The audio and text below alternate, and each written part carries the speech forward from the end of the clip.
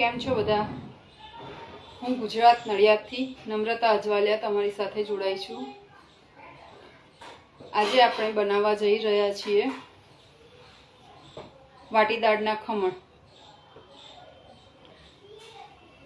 પહેલા તો બધાને દિવાળી નજીક આવી ગઈ છે, 2 જ દિવસ બાકી છે, તો બધાને દિવાળીની ઢેર સારી શુભકામનાઓ અને મારા તરફથી જય શ્રી કૃષ્ણ, જય મહારાજ. ચલો હું તમને બતાવું કે આજે આપણે બનાવવાના છે વાટીદાળના ખમણ. એમાં શું હું યુઝ કરવાની છું. આવો, એમાં મેં લીધી છે ચણાની ઓર્ગેનિક દાળ અને અમૂલનું ક્રીમ એન્ડ ટેસ્ટી દહીં. તમે જોઈ શકો છો. ચલો હું તમને બતાવું આગળની પ્રોસેસ.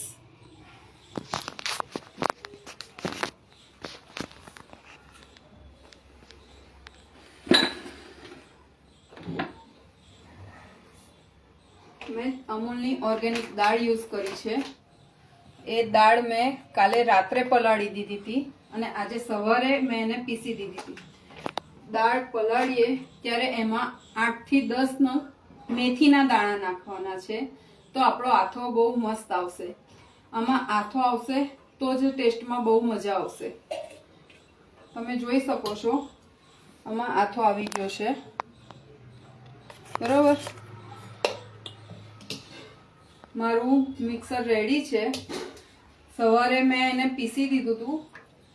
એને પીસ્યા પછી મેં એને તડકામાં મૂકી દીધું હતું. સવારે મેં 7 વાગ્યા એને પીસી દીધું હતું, એટલે 6 થી 7 કલાક એને આથો લાવવા માટે પણ મેં એને છોડી દીધું હતું. અને હવે એની આગળની પ્રોસેસ હું તમને બતાવવા જઈ રહી છું. આ આથો આવી ગયો છે. હવે આપણે એને મૂકવાનું છે, તો એ સ્ટીમર ગરમ થવા મૂકી દઈશું. એને થતા 10 થી 15 મિનિટ લાગે છે, એટલા માટે મેં એક થાળી રેડી રાખી છે. આ જે મિક્સર રેડી છે એમાં હવે આપણે નાખીશું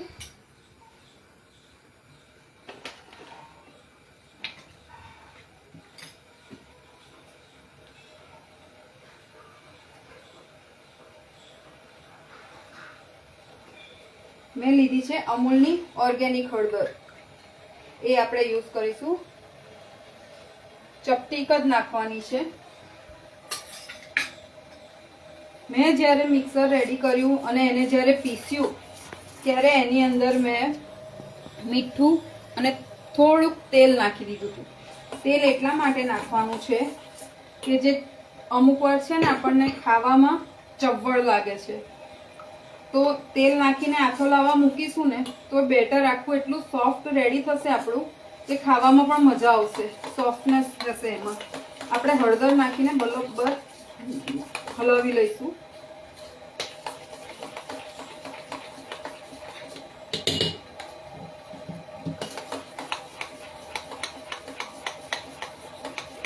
જેટલું હલાવશો એટલું સોફ્ટ થશે, એટલે હું એને 2 મિનિટ સુધી હલાવીશ. હળદર મિક્સ થઈ ગઈ છે. હવે મેં લીધા છે આદુ મરચાં ક્રશ કરેલા, એ હું એનામાં મિક્સ કરી દઉં છું. 1 ચમચી જેટલા લીધા છે. તમે તમારા ટેસ્ટ પ્રમાણે લઈ શકો છો. એને પણ આપણે બરાબર હલાવી લઈશું. મેં જ્યારે મિક્સર રેડી કર્યું હતું ત્યારે એમાં તેલ અને મીઠું બંને નાખેલું છે, એટલે હું અત્યારે મીઠાનો ઉપયોગ નહીં કરું.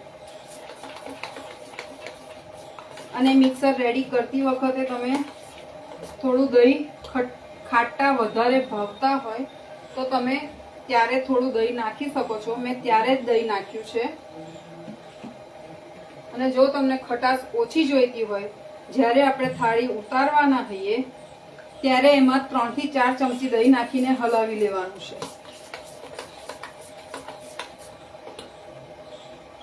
થોડુંક પતલું કરીશું બેટર. આટલી થિકનેસ જોઈએ એની. તમે જોઈ શકો છો બરોબર રેડી થઈ ગયું છે આપણું મિક્સર. હવે એમાં આપણે નાખવાનો છે ઈનો. ઈનો આપણે 1/2 ચમચી જ લેવાનો છે.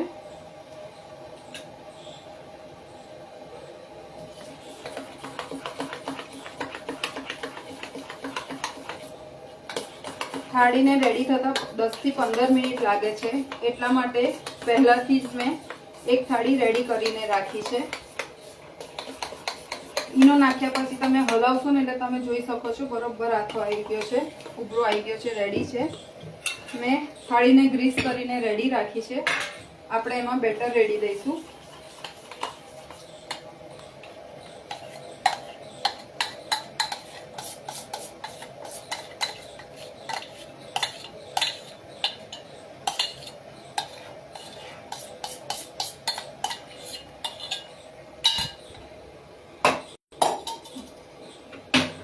આપણે એને બરોબર પાથરી લઈશું.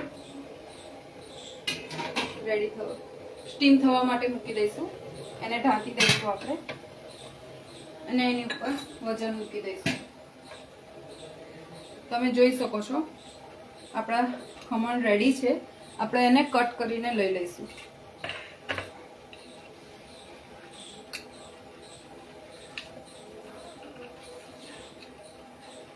થયા પછી એને 10-1 મિનિટ માટે ઠંડા થવા દેવાના છે.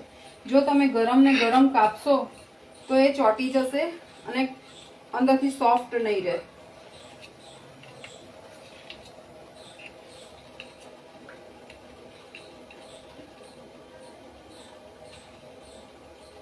તમે જોઈ શકો છો મારા ખમણ એકદમ જાળીદાર બજાર જેવા જ થયા છે.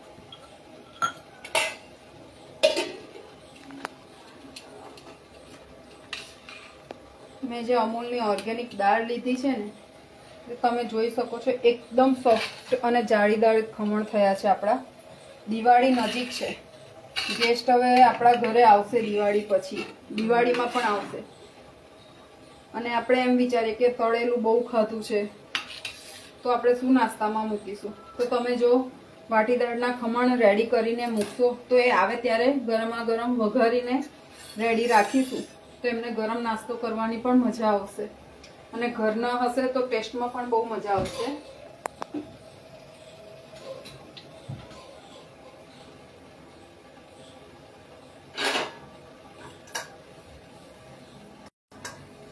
આપણે એક બાઉલમાં લઈ લઈએ એને. થોડા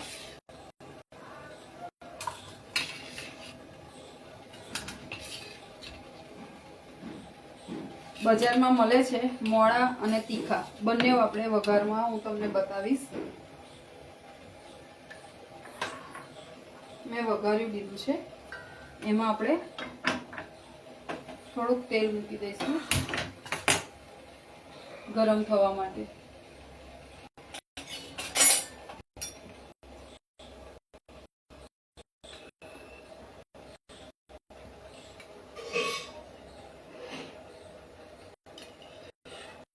બે થી 3 ચમચી હું તેલ લઈશ એમાં.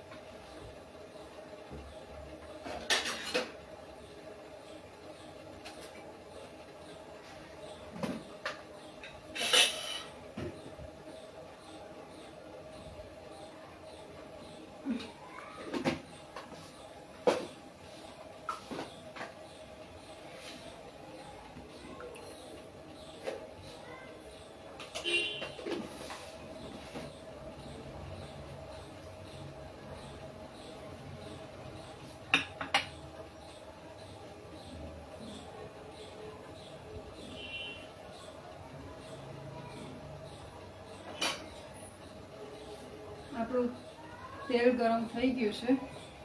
એમાં આપણે થોડીક રાઈ લઈ લઈશું વઘારમાં.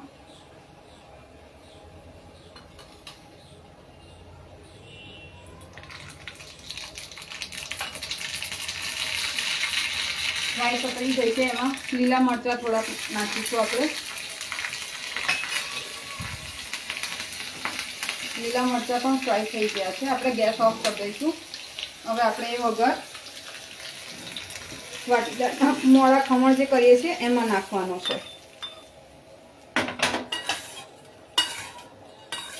વઘાર આપણે વાડકામાં રેડવાનું છે. જો તમે મોટું તાંસરું લેશો અને એમાં વઘારમાં ખમણ નાખશો ને તો થોડોક લોચા થઈ જશે. તમે આ જોઈ શકો છો, એકદમ બજાર જેવા આપણા રેડી થઈ ગયા છે ખમણ. ચલો આપણે એને એક બાઉલમાં કાઢી લઈએ, સર્વિંગ બાઉલમાં. આપણા વાટીદારના મોળા ખમણ રેડી છે.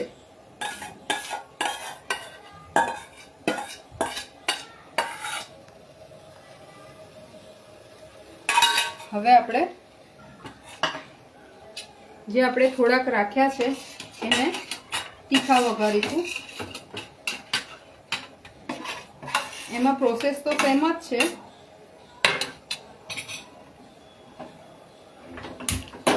આપણે તેલ ગરમ થવા મૂકીશું. ફરી 1.5 ચમચી જેટલું, 2 ચમચી જેટલું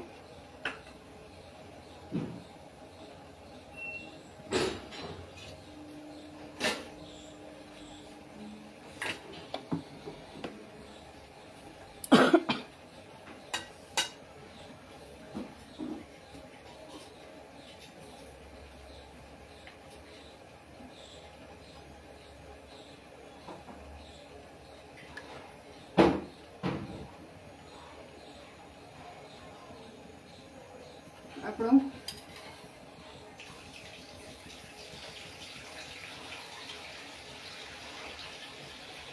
તેલ ગરમ થઈ ગયું છે. આપણે એમાં રાઈ નાખીશું.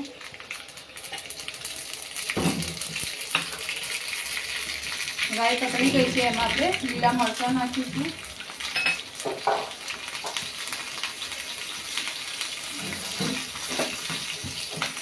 મરચાં પણ સતળાઈ ગયા છે. એને લાલ મરચું નાખીશું અને હલાવી દઈશું અને તરત આમાં નાખી દઈશું. એટલે બજારમાં જે આપણને તીખા લાલ મરચાંવાળા જે ખમણ મળે છે ને એ પણ આપણે ઘરે જ રેડી કરીશું.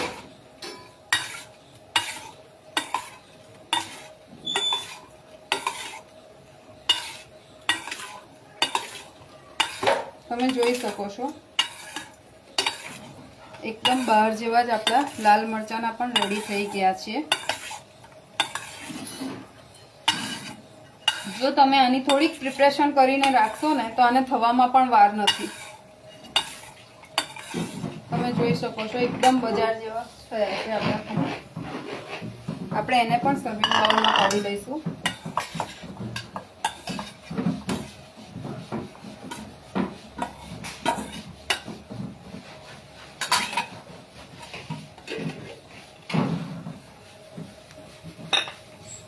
હવે એને ધાણાથી ગાર્નિશ કરી દઈશું.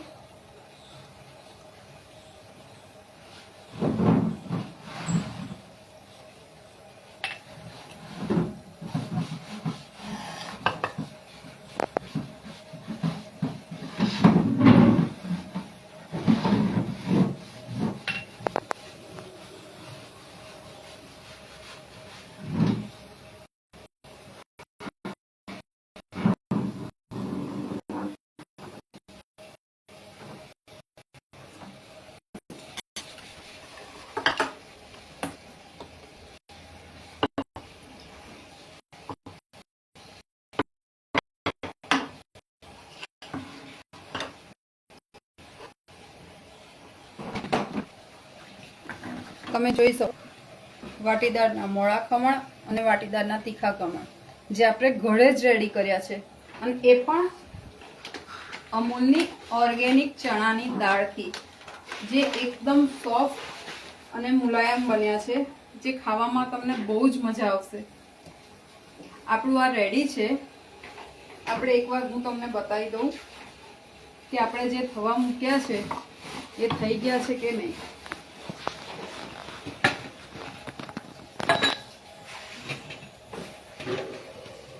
આપણા આ ખમણ પણ રેડી છે. એને ઓફ કરી દઈશું. તમે જોઈ શકો છો. આને મારે 10 થી 15 મિનિટ માટે ઠંડા થવા માટે છોડવા પડે છે. એટલા માટે મેં પહેલેથી એક ટ્રે કરીને રાખી હતી. તમને મારી આ રેસીપી કેવી લાગી એ જરૂરથી બતાવજો. અને બધાને શુભ દીપાવલી, નવા વર્ષની ઢેર સારી શુભકામનાઓ. નવા વર્ષ પહેલા હજી હું તમને એકવાર મળીશ નવી રેસીપી સાથે. ત્યાં સુધી બધાને મારા જય શ્રી કૃષ્ણ, જય મહારાજ. થેન્ક યુ અમૂલ ટીમ, જેને મને આ મોકો આપ્યો છે. Thank you very much all Amul team. Thank you.